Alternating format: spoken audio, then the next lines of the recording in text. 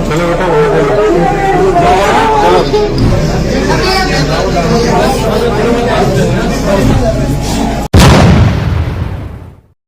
अमित बघेल एक ऐसा नाम, ऐसा शख्सियत जिस पर चर्चा केवल प्रदेश में नहीं बल्कि पूरे देश में हुआ है।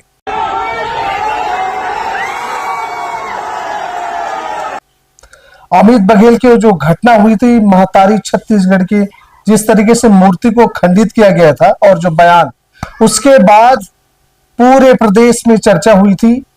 5 राज्यों में उन पर एफआईआर दर्ज हुई है। वो सारे क्या थे, हम इस विषय में चर्चा करेंगे। हम इस विषय में, इस वीडियो में मूलतः 2-3 बिंदु पर चर्चा करेंगे कि आखिर अमित बघेल के माताजी सरस्वती देवी का निधन कैसे हुआ। मोर पिताजी नहीं रहीन, मोर महतारी नहीं रहीन, ऐसे लग गए कि मैं अनाथ हूँ। लेकिन अंतस पिराथे जैसे आज मोर महतारी के नहीं रहे से तकलीफ हो थे, कत का कुर्बानियां देना है, अब तुम मन तय करना है छत्तीसगढ़ महतारी के बेटा बेटी मन ला। मैं बड़ा अभागा हूँ मयंक जी, और मैं नालायक बेटा हूँ। अपन महतारी के आखिरी समय में मैं नहीं रह पाया, एकल बड़े दुर्भाग्य मोर बरो का हो सकता। पानी पी लीजिए।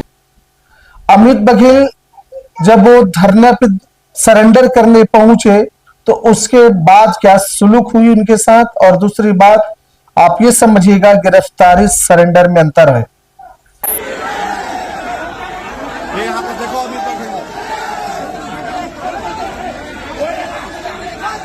अंतर है फरार और अंतर है भूमिगत, दोनों के बीच में, वो भी हम चर्चा करेंगे।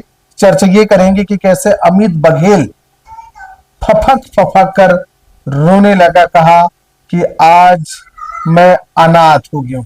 मोर पिताजी नहीं रहीन, मोर महतारी नहीं रहीन, ऐसे लग गए कि मैं अनाथ हूँ। लेकिन अंतस पिराथे जैसे आज मोर महतारी के नहीं रहे से तकलीफ हो थे, कत का कुर्बानियां देना है, अब तुम मन तय करना है छत्तीसगढ़ महतारी के बेटा बेटी मन ला। मैं बड़ा अभागा हूँ मयंक जी, और मैं नालायक बेटा हूँ। अपन महतारी के आखिरी समय में मैं नहीं रह पाया, एकल बड़े दुर्भाग्य मोर बरो का हो सकता। पानी पी लीजिए। पूरा वीडियो मजिस्ट्रेट के साथ में किस तरीके से तीखी बहस हुई, तमाम दृश्य और जो 5 तारीख की घटना हुई है उस सब का एक समग्र और अच्छा विश्लेषण आपके सामने है। पूरा वीडियो ध्यान से देखिएगा। राम राम, जय जोहार। दर्शकों, आप सबको पता है अमित बघेल क्रांति सेना के संस्थापक और जोहार पार्टी के वर्तमान अध्यक्ष। अमित बघेल वो नाम जिसे कोई परिचय का मोहताज नहीं है। छत्तीसगढ़ के महतारी मूर्ति खंडन के दिन से अमित बघेल सबसे बड़ा चेहरा बन के उभरा है। पूरा प्रदेश में नहीं बल्कि देश में भी अलग अलग राज्यों में सर्वाधिक चर्चा किसी की हुई तो अमित बघेल का। हम 4-5 राज्य आपको बताते हैं। उस राज्यों में एफआईआर दर्ज हुई, कुल एफआईआर दर्ज 12, और वो कहां कहां है। मध्य प्रदेश में, नोएडा में, महाराष्ट्र में और यूपी में लगभग 4-5 राज्य में एफआईआर दर्ज है। कुल 12 एफआईआर दर्ज है। छत्तीसगढ़ में रायपुर, दुर्ग, जगदलपुर, सरगुजा, रायगढ़ और धमतरी, यहां इन पर एफआईआर दर्ज थी। 4 से 5 राज्य में एफआईआर दर्ज, कुल 12 एफआईआर दर्ज। अमित बघेल 26 दिन तक अमित बघेल को पकड़ा नहीं गया था। पुलिस ने एडी चोटी 1 लगा दी, पूरी जानकारी लिए, उनके संबंधित लोगों से मुलाकात करी तमाम, पर वास्तविक में अमित बघेल है कहां कोई नहीं पता। लोग अफवाह उड़ाने लगे कि अमित बघेल फरारी थे, पर अचानक अमित बघेल का एंट्री है और अमित बघेल फरारी नहीं थे, भूमिगत थे। उन्होंने खुद कहा है। अब ये स्पष्ट से समझिए कि फरारी और भूमिगत में अंतर है। फरारी वो होते हैं जो गंभीर आपराधिक क्रिमिनल किस्म के होते हैं और वो अपने स्थान, जगह, क्षेत्र छोड़ के कहीं दूसरी जगह पुलिस से बचने के लिए भागते हैं। लेकिन भूमिगत हमारे इतिहास में आए मिले हैं, एक ऐसा शैली, एक ऐसा तरीका है इसे स्वतंत्रता सेनानी खुद अपनाते थे। जब अंग्रेज से उनके सामने नहीं जाना था, कुछ दिन कहीं रुकना था, ठहरना था, भूमिगत होना था, तो किसी सुरक्षित गोपनीय गुप्त जगह पे चले जाते थे। पर वो अपनी ही जगह पे रहते थे, छोड़ करके क्षेत्र देश राज्य छोड़ के नहीं जाते थे, भूमिगत यही होते थे। और अमित बघेल यही थे, बस पुलिस पकड़ नहीं पाई थी। उन्होंने घोषणा कर दी कि 5 दिसंबर को वो सरेंडर करेगा, 5 दिसंबर। और 5 दिसंबर को 1 बजे के आसपास उन्होंने सरेंडर करा। इस सरेंडर के समय में क्या कुछ बवाल हुआ वो आपके सामने है।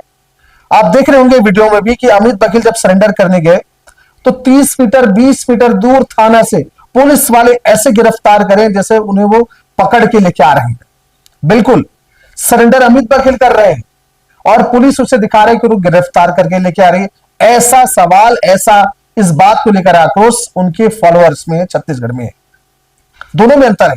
गिरफ्तारी आप खुद जाके दबिश दे करके पकड़ के लेके आते हैं और सरेंडर वो स्वच्छ से अपनी इच्छा अनुसार आपके सम्मुख समर्पण कर देते हैं। दोनों अंतर है। पर कुछ मामला ऐसे लगा कि ये गिरफ्तारी हुई है। अब इस बीच में सर्व छत्तीसगढ़िया समाज उनके साथ में, उनके संग में चलने लगे तो जगह जगह रोक दिए गए और कैसा मजिस्ट्रेट के साथ, एसपी के साथ तीखी बहस हुई है। पूरा वीडियो देखिए और समझिएगा।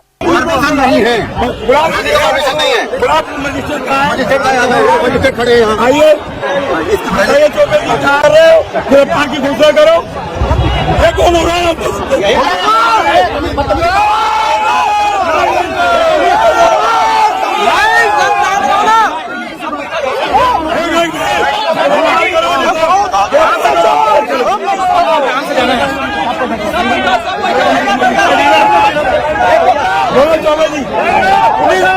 लड़ाई करा रही है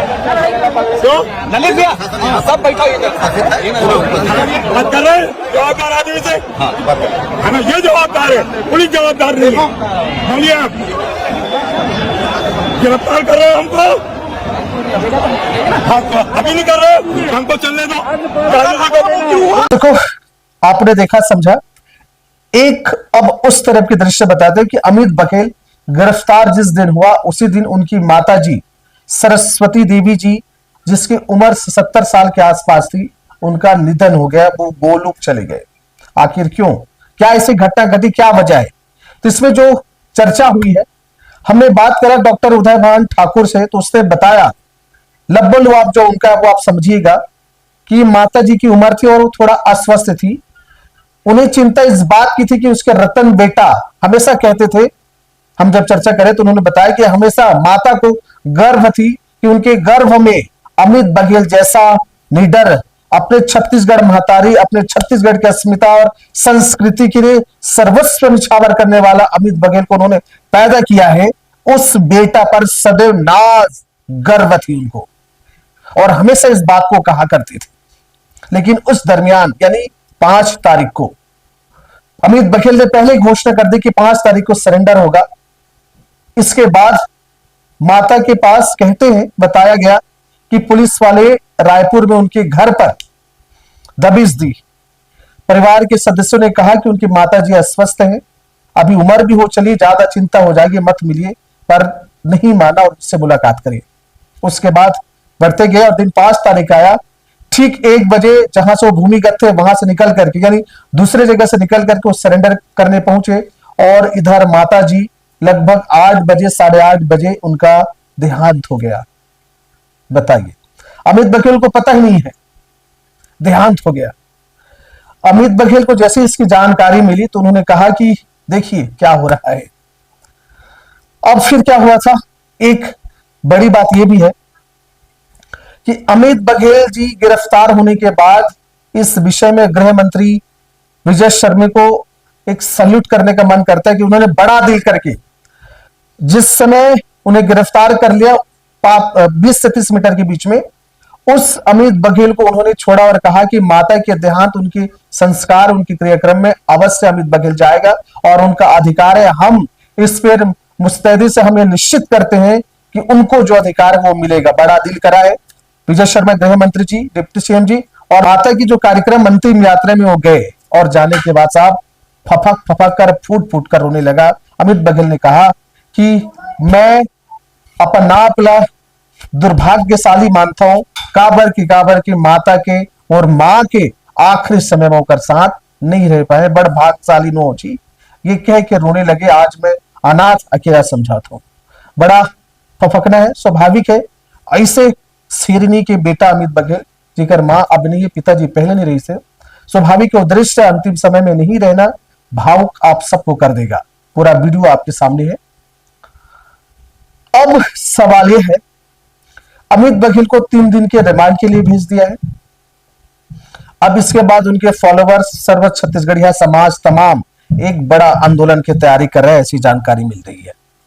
जैसे कार्यक्रम बीतेगा, यानी 10 दिसंबर के बाद गुरु घासीदास जयंती मनाने के बाद 20 से 25 यानी इसी महीने के अंतिम एक बड़ा आंदोलन होगा, ऐसा जानकारी मिला। उस बड़े आंदोलन में समझ में आएगा कि असल में हो क्या रहा है। दर्शकों, एक बिल्कुल अपडेट नया है कि इस महीने के हो सकता है आखिर तक हमें जो जानकारी जब मिल रही है वो बड़ा एक आंदोलन होने का है और ये सर्व छत्तीसगढ़िया समाज के द्वारा होगा।